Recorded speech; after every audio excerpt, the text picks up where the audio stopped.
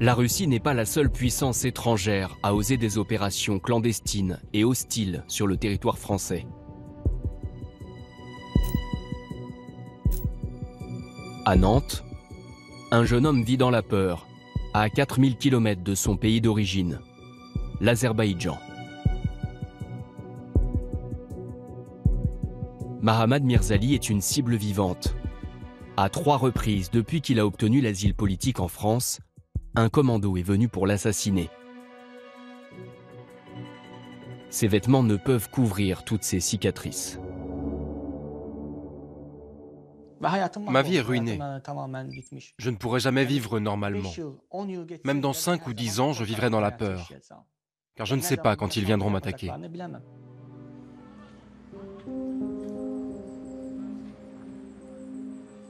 Le jeune homme ne peut faire confiance à personne. Par précaution, il préfère nous raconter son histoire en turc plutôt qu'en azéri. Il maîtrise aussi cette langue et l'interprète au moins ne risque pas de le trahir, contrairement à ses compatriotes en exil. Je suis méfiant, j'ai peur de tout le monde. Car mon ami de 10 ans, mon meilleur ami, a vendu mon adresse au gouvernement d'Azerbaïdjan.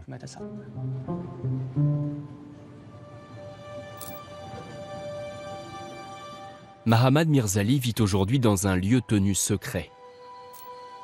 Il a dû fuir l'Azerbaïdjan pour la France en 2016. Son histoire, celle d'un jeune opposant révolté par la corruption qui gangrène son pays. Là-bas, impensable de critiquer le président Aliyev et son clan. Une dynastie autoritaire, au pouvoir depuis 30 ans. C'est pourtant ce qu'il s'est permis de faire en participant à des manifestations, puis en créant cette chaîne YouTube satirique devenue très populaire, Made in Azerbaïdjan. Le gouvernement d'Azerbaïdjan a peur de la moindre critique. Par exemple, ils ont mis en prison quelqu'un pour avoir juste écrit « Aliyev est un dictateur ». Qu'importe ce que vous faites contre eux, vous êtes toujours vu comme une menace. C'est pour cela qu'ils essaient de vous faire taire. Mahamad Mirzali raconte les détentions arbitraires, les passages à tabac, l'argent qu'on lui a proposé pour qu'il se taise. Des pressions auxquelles il espérait échapper en arrivant en France. Ici, il continue à militer sur les réseaux sociaux. Son audience augmente encore et il comprend vite qu'il n'est pas en sécurité, même à Nantes.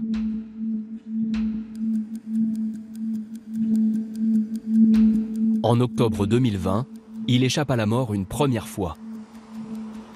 Un homme lui tire dessus à l'aube alors qu'il part travailler. Il parvient à s'enfuir. Quelques mois plus tard, en mars 2021, nouvelle attaque sur les bords de Loire, un dimanche en pleine journée. Voilà, même jour, je marchais comme ça, tranquillement. C'est alors la première fois que le blogueur sort de chez lui en une semaine, car il a reçu des menaces de mort pour lesquelles il a porté plainte. Regardez, c'est un mec très sportif, très costaud, suivi. Directement, il prenait mon portable, je l'appelais 17. S'il vous plaît, envoyez les policiers, vite fait.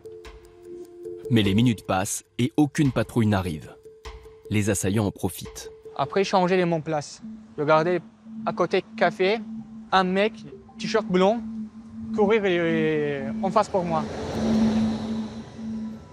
Après, je viens là-bas, entrer ça. Je vais essayer maximum d'entrer mon cœur là-bas, les protéger les cœurs. Après, essayer, sortez-moi, tu vois.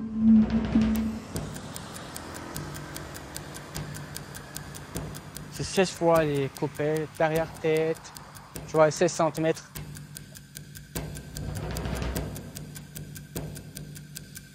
Par miracle, il en réchappe. Le voici sur son lit d'hôpital, après 7 heures passées sur la table d'opération. Dans son malheur, ses alertes sont enfin prises au sérieux par les autorités françaises. Il obtient une protection policière.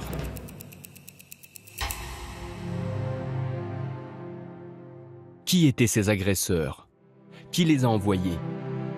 Mahamad Mirzali fait régulièrement le point sur l'enquête avec ses avocats. Mais encore une fois, ouais, tout ça, c'est très long, mais ça va dans le bon sens. Les magistrats instructeurs ont mis en examen 9 hommes pour tentative d'assassinat en bande organisée. Ils sont aujourd'hui en détention provisoire en France.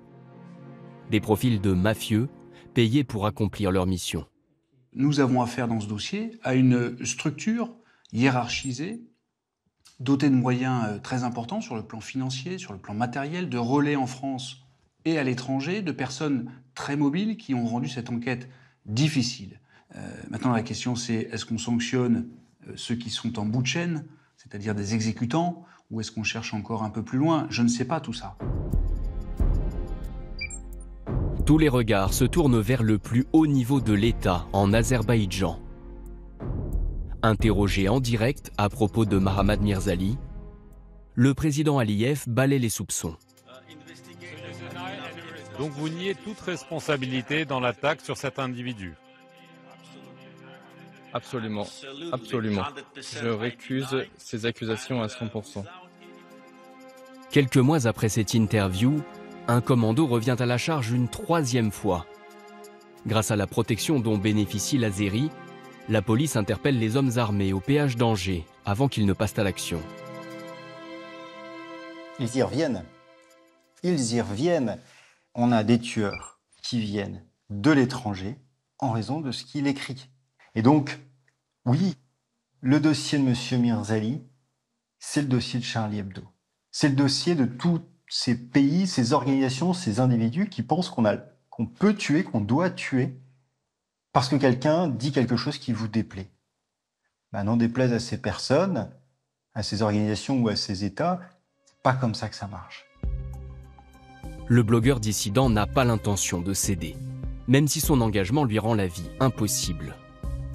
Seul réconfort, ses parents ont eux aussi obtenu l'asile en France. Ils l'ont toujours soutenu. Ils étaient en danger en Azerbaïdjan.